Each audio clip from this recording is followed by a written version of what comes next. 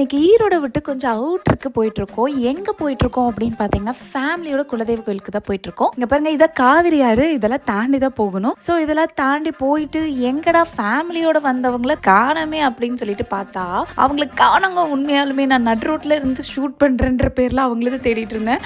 அதுக்கப்புறம் பார்த்தா பொறுமையாக பின்னாடி வந்துட்டு இருக்காங்க. இங்கே பாருங்கள், இங்கே தெரியறது திருச்செங்கோடு மலை. இதெல்லாம் தாண்டி தான் போகணும். எப்படியோ ஒரு வழியாக குலதெய்வ கோயில் இருக்க அந்த ஊருக்கு வந்து ரீச் ஆகிட்டோம். இங்கே பாருங்கள், வெறிச்சோடி இருக்குது.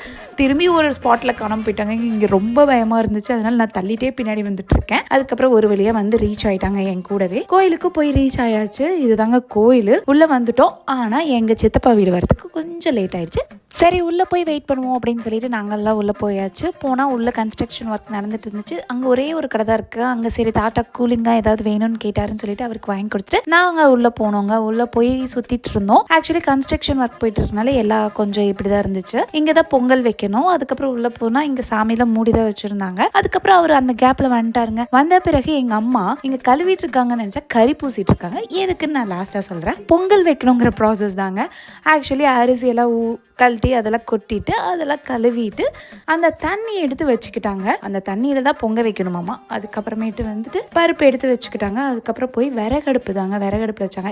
ஏன் வந்து கறி பூசினாங்கன்னா அடியில் கறி பிடிக்காம இருக்காக தான் கறி பூசினாங்க. அப்போதான் ஈஸியாக கழுவ முடியுமாமா. இவனுங்க ஏன் இங்கே பார்த்துட்டு இருக்காங்கன்னு பார்த்தா அந்த கேப்பில் எங்கள் சித்தப்பா வீடு கொண்டு வந்த சாப்பாடெல்லாம் எங்ககிட்ட வேணுமான்னு கேட்டு நாங்கள் வேண்டான்னு சொன்ன கேப்பில் அவங்களே உட்காந்து சாப்பிட்டுட்டு இருக்காங்க. சரி, நம்ம பொங்கல் பொங்கின பிறகு சாப்பிடலான்னு வெயிட் பண்ணிட்டே இருந்தா பொங்கல் பொங்கவே இல்லை. ரொம்ப நேரம் ஆச்சு.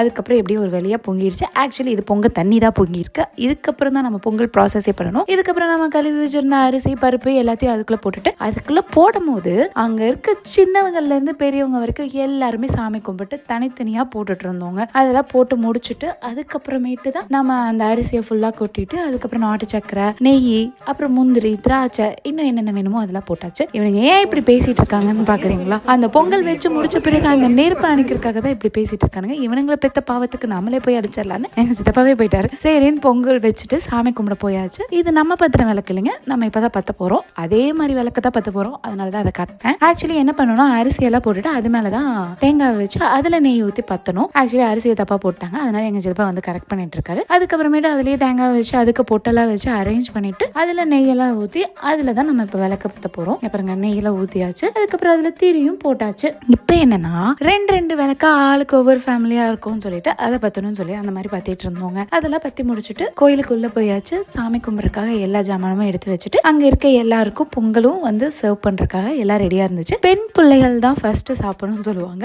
அதனால எனக்கும் என் தங்கச்சிக்கும் தான் ஃபர்ஸ்ட் கொடுத்தாங்க. கொடுத்துட்டு அங்க இருக்கவங்களுக்கு கொடுத்து நாங்க சும்மா போயிட்டு இருந்தா இவனுங்க எங்களையே வந்து கலாய்ச்சிட்டு இருக்கானுங்க. அதுக்கப்புறம் நாங்க சரி வேண்டாம்னு சொன்ன சாப்பாட்டை இப்ப எடுத்து சாப்பிட்டு அங்க இருந்து எல்லாரும் கிளம்பியாச்சு. கிளம்பும் போது நிறைய விஷயம் இன்ட்ரெஸ்டிங்கா இருந்து. இங்க பாருங்க, டோன்ட் டச் மை கார்னு ஒருத்தர் எழுதி வச்சிருக்காரு. இங்க திஷ்டிக்காக எப்படி ஒரு பொம்மை வச்சிருக்காங்க பாருங்க, பார்க்கவே பயமா இருந்துச்சு. சாமி கும்பிட போன இடத்துல ஹாரரான விஷயங்கள் இதெல்லாம். அப்படியே அங்கிருந்து கிளம்பியாச்சு. நெக்ஸ்ட் ஸ்பாட் என்ன, நெக்ஸ்ட் வீடியோல பார்க்கலாம். பாய்.